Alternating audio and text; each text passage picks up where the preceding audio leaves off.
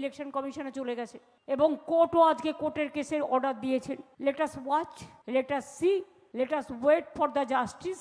আমরা আশা করছি মানুষ অধিকার পাবেন। একেবারে যে দরজাটা বন্ধ হয়ে গেছিল সেই দরজাটা অনেকটাই খোলা হয়েছে, সেটার সদ্ব্যবহার করুন। বিচারের দরজা যখন উন্মুক্ত হয়েছে তখন 5 দিন তো আমরা এখানে রাস্তায় আছি, আমি দরকার হলে 50 দিনও থাকতে পারি।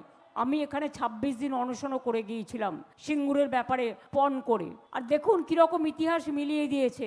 সিঙ্গুরের সময় যে লোকটা জোর করে চাষিদের জমি অধিগ্রহণ করেছিলেন সেই লোকটাই আজকে ইলেকশন কমিশন এখানে তাকে ডেপুটি ইলেকশন কমিশনার না কি যেন একটা পোস্ট দিয়ে পাঠিয়েছে। আর সিঙ্গুরের আন্দোলন, নন্দীগ্রাম আন্দোলনে তৃণমূলের জয়যাত্রা এইখানকার মঞ্চ থেকে শুরু হয়েছিল।